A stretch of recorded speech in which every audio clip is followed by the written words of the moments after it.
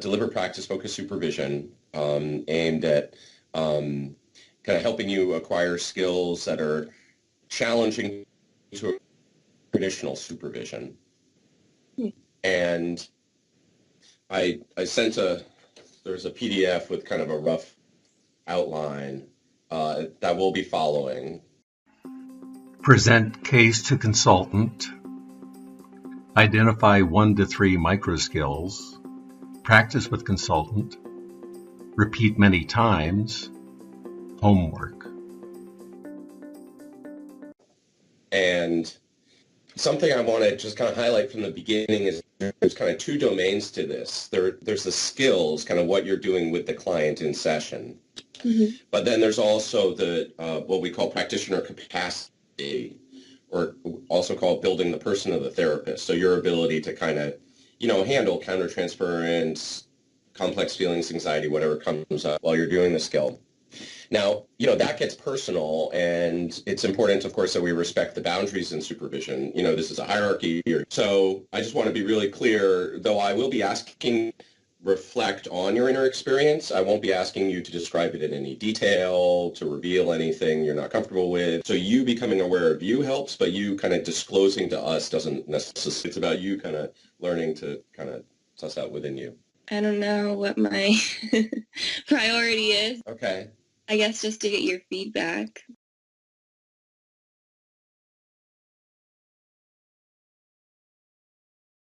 Now, if you remember roughly the point in the video where you have that dialogue with the client, that would be ideal.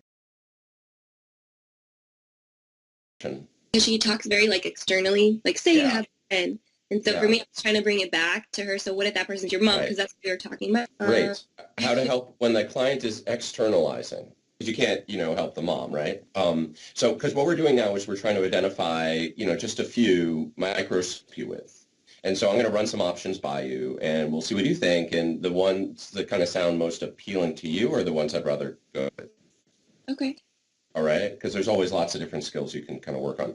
And one is kind of how to help the client when they're externalizing, which you're doing. I thought you actually did that really well, so I don't think that's necessarily a skill to work on here. Another one is how to help the client when they're ambivalent about painful feelings. Because the subtext to what she's talking about is I'd rather kind of push away the painful feelings or guard against them and not be vulnerable. Right. So can we keep watching a little bit?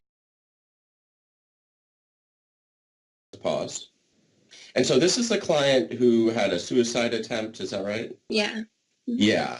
And so there's a chance she could get kind of overwhelmed by painful feelings and might not be able to cope. Okay. And so this kind of because she's kind of talking about her experience kind of like a court reporter. I mean, she's kind of describing it to you, which is great, but she's not kind of living it or feeling it, right?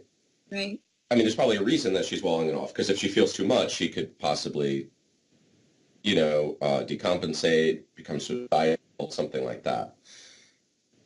So one skill we could work on is kind of how to help the client move towards a more powerful personal experience, but in a way that feels safe to her. Okay. Let's keep playing a little bit.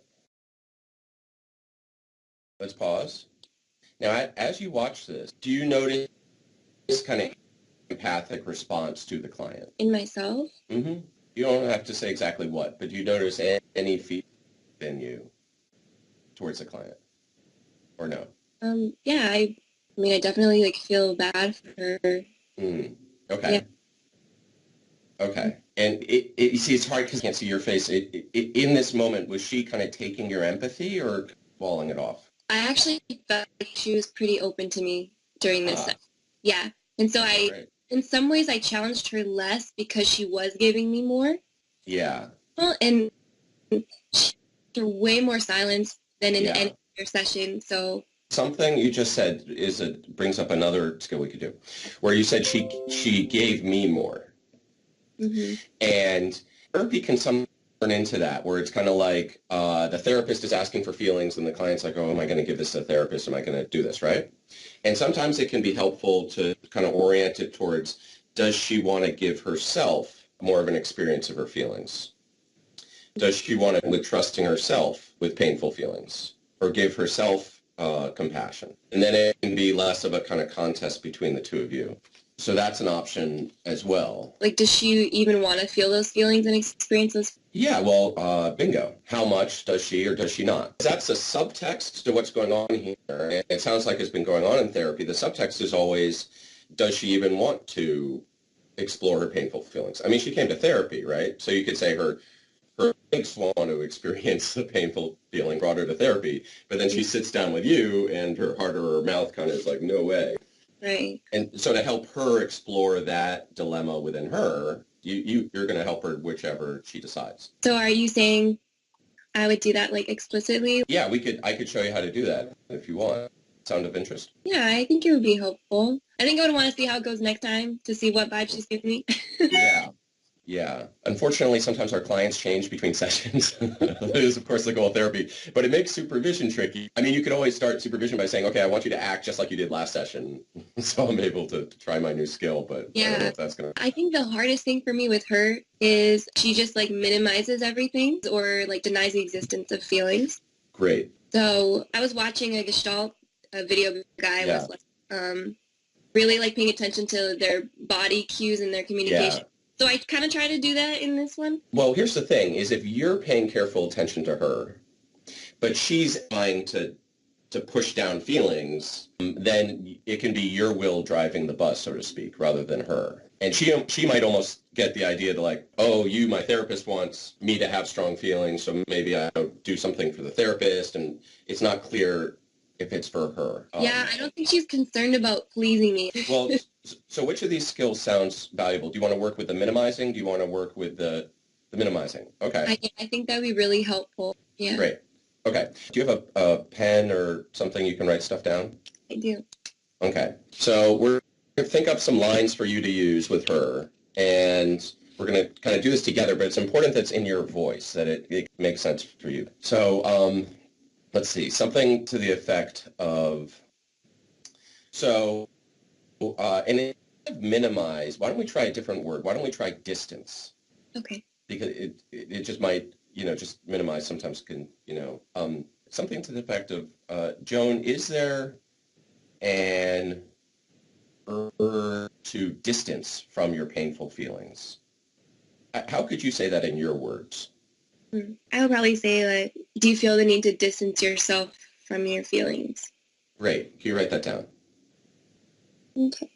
And then it's something to the effect of, it's not my right to convince you to get closer to or further away from your feelings. Only you have the right to decide that. How would you say that in your own words?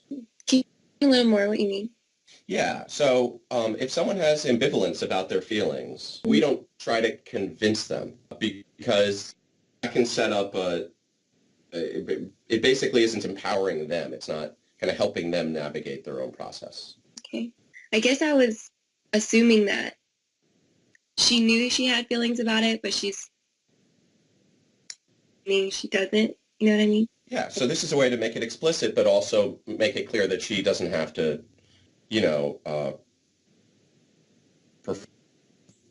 There's a bit of a paradoxical thing here. Mm-hmm. So how would you say that in words, Callie? I don't know. Does that not resonate for you? Well, one thing I'm saying is like therapy isn't for me; it's for you. Okay. How do you tie that particularly to connecting with their pains? Because we want to make that part explicit. So like it's up to you whether or not access those. I don't know. It's your right or your decision how much of your painful feelings you want to experience, something like that. Yeah, I think I could say that. Okay, so let's write that down. Can you say it one more time? Yeah, so it's your right or your decision how much of your painful feelings to experience in here with me. Mm-hmm. Yeah, I think I could say that. Okay, let's just try one more line. Mm-hmm. You could ask, is there some hesitance or ambivalence about exploring your own painful feelings? Does that resonate for you? Mm-hmm. How would you say that in your own words? I guess I was just thinking on something I did say to her. Mm-hmm. I said something along the lines of, it seems uncomfortable for you, this feeling. Like, it's similar, but I could ask it in a question like you said. Great. Yeah, let's practice asking us. Okay. All right? Okay. Because in your write-up, you described her as having kind of limited curiosity about her inner state. Mm-hmm. And as therapists, if we're not careful, we can hold all the curiosity. Mm-hmm. So you just could say that as a question. So is it uncomfortable for you to explore your feelings? Is that what you said? Yeah, I would say painful feelings in particular. Okay. Now, why don't we do that one? Let's go through and try these lines. Let's actually do that one first. Okay. All right? And so what I'd like you to do is play the video. Do you want me to play it right now? Uh-huh. Okay. And just watch her. So how did you interpret it then? Now, try saying the first line to her. Is it uncomfortable for you to explore your painful feelings? Great. Now, play again. Pause. Wanted to go look. And try it again. Is it uncomfortable for you to explore your painful feelings? Great. Now, play again, but this time pay careful attention to your inner experience, both while watching her and then as you say the line, okay? Okay. Okay. Again. Is it uncomfortable for you to explore your painful feelings? Now, did you notice, you don't have to say exactly what, but did you notice anything in yourself watching her or saying the line? Or is it hard to notice internally? Typically, I would have a lot of anxiety with her, but in this moment, when she's talking about this, I actually feel connected with her. Ah. I think I would feel comfortable to say this. You say feel comfortable. Okay, great. I think I would. Okay, great. And so that's how you would feel. What I'm going to ask now is pay attention to how you do feel right now saying it to the video. Okay. Does that make sense? Mm-hmm. So the emotional learning is kind of in the moment. Yeah. Okay. Think of this kind of learning to throw free throws. If you're learning basketball, and you'd sit there and you do a lot of free throws, mm-hmm. and you pay attention to how your body is while you do them. Mm-hmm. Okay? And so it's like that. You're going to try the line, but you're going to pay attention to how your psychology kind of self feels while you use it. Mm-hmm. Yeah, I'm noticing that I'm getting tripped up on painful. Huh, how about that? Isn't that interesting? Mm-hmm. Yeah, though that's everything she's talking about here is painful, right? That's the subtext. Mm-hmm. Saying it out loud is difficult. Great. So like if you were learning to throw free throws and you found out like, wow, oh, my elbow is moving like that while I was shooting. So you'd kind of watch it, right? Right. So let's try it again and just pay attention to how you feel in the moment saying the word and just watch her in the video. Okay. Pause. Is it uncomfortable for you to share your painful feelings? Great. And just notice if your inner experience is different. Now you're having complex feelings about the client, about your past, about me. Did you ever practice a sport or music? Mm-hmm. Okay. Did you ever have complex feelings about your coach? Mm-hmm. Yeah, pretty common. Pretty much every time I went to practice, I was like, ugh, I know I have to do this, but I really don't want to do this. This is common in psychotherapy as well. So, now, of course, you don't have to, talk about them right here, but just, to allow space for them, right? Mm-hmm. All right, let's try it again. Is it uncomfortable for you to share your painful feelings? Right. Just notice inside any reaction. You don't have to tell me about it. Just notice. Do it again. Pause. Is it uncomfortable for you to share your painful feelings? Great. Just notice. There might be any feelings about the client, your past, myself, anyone. Okay, again. Pause. Is it uncomfortable for you to share your painful feelings? Do you notice any shift in yourself as you do this? Or no, sometimes there's no shift, but what do you notice? I think I feel more in it. Okay, great. So what often happens, I'm sorry, go ahead. Oh, and I feel less hurried. So sometimes people feel more comfortable, but also sometimes as they feel more comfortable, other feelings inside them come up. So because you're kind of, as you're doing this, you're working through your own defenses to the client's feelings and what the client stirs up in you. Does that make sense at a theoretical level? By saying it so many times, kind of more processing what's going on. Is that what you're saying? Being Bingo. You're opening yourself up to the experience, and there could be a who knows what will come up. All right? Okay. So kind of like, sport did you practice when you were younger? Basketball? Or basketball. Okay, great. So kind of like if you're going to do 100 free throws, the last 20 might feel very different than the first 20. Right.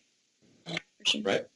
And the value of doing 100 is because you might try 100 in a game, and you want to know what it feels like on your 99th and your 100th, right? Like you want to be prepared for that. Yeah. Right? We're not going to do 100 of these, but let's do a few more, okay?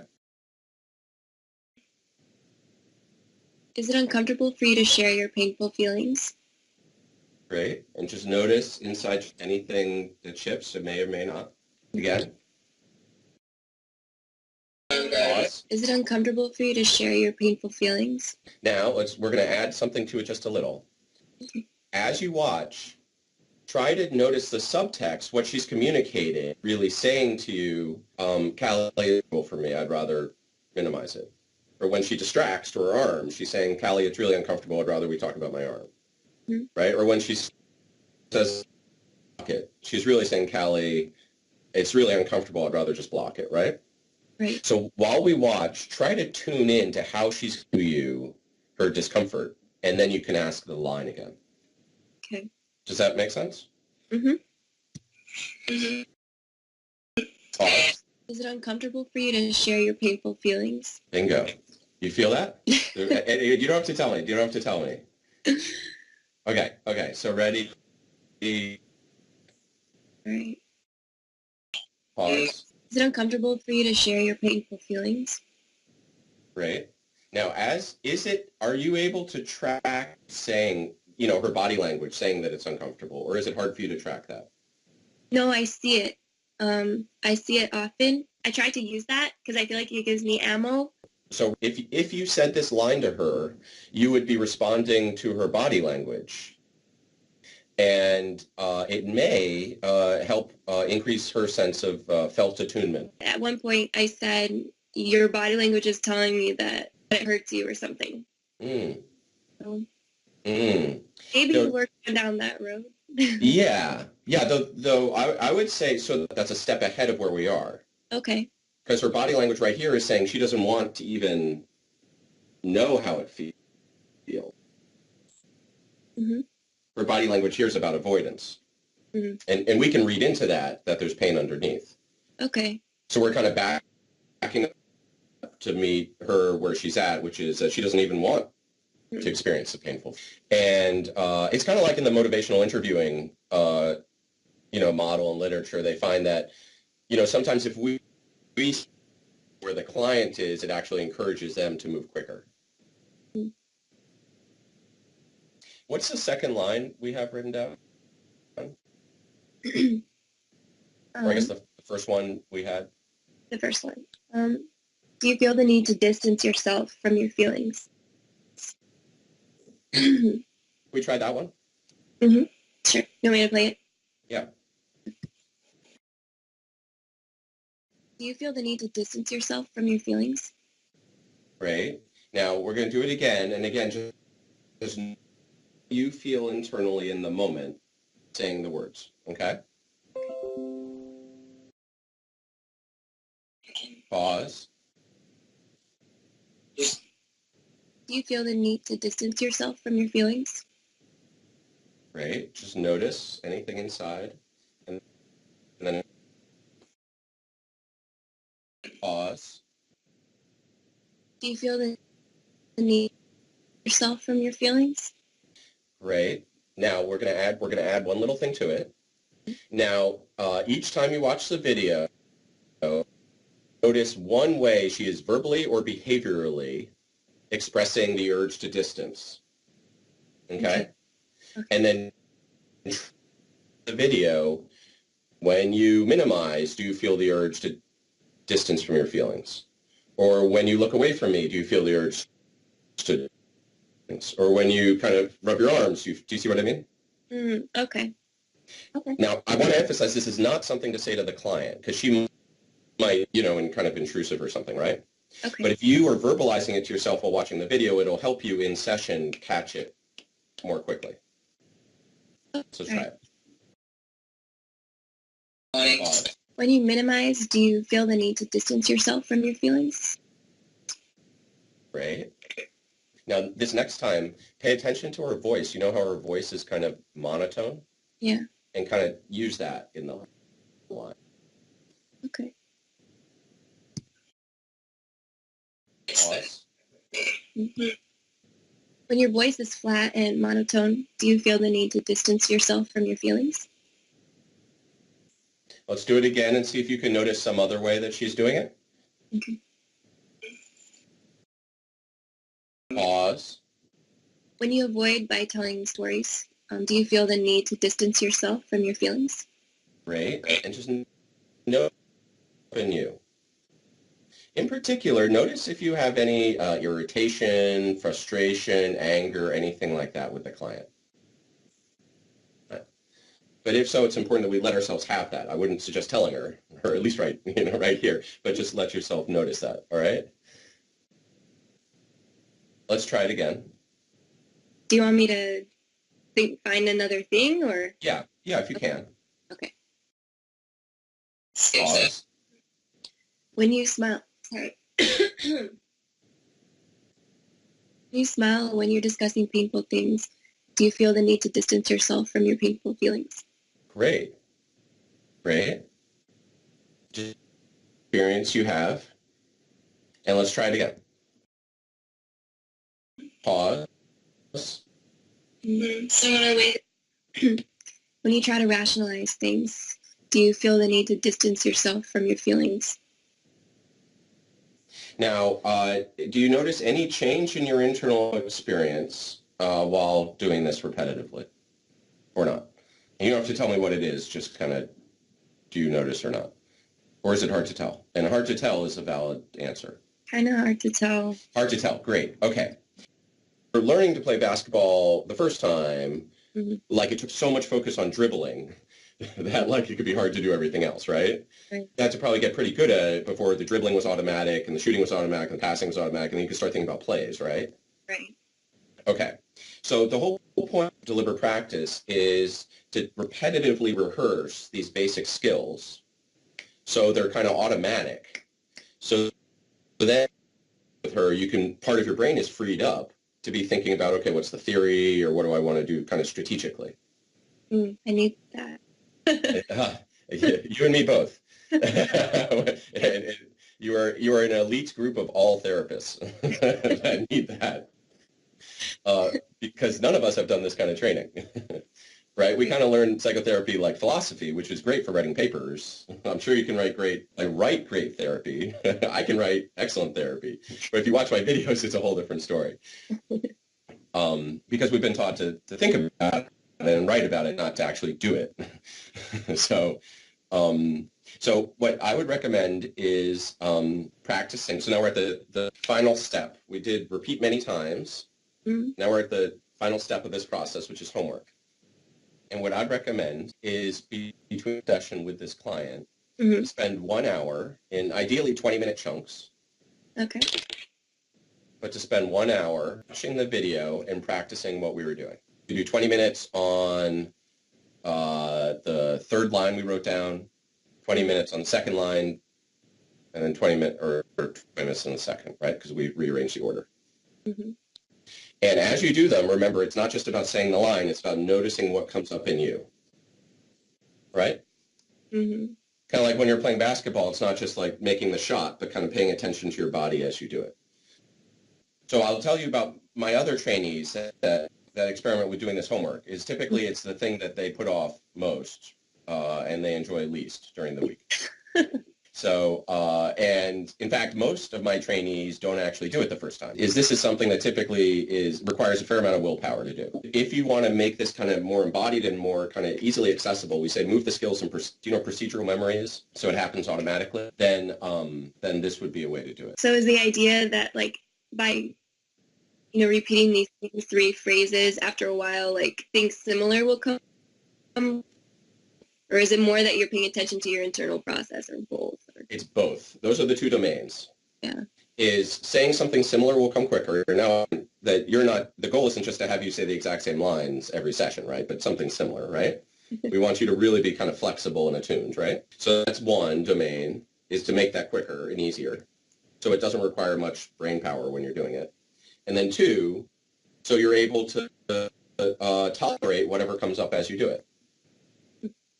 Think of it like with basketball. When you're practicing, you're not just learning the moves, you're kind of doing both simultaneously. Every new move you learn, you're also getting more in shape, right? And your overall fitness level will limit how good you can be at basketball, no matter how many moves you know. Well, how was this for you?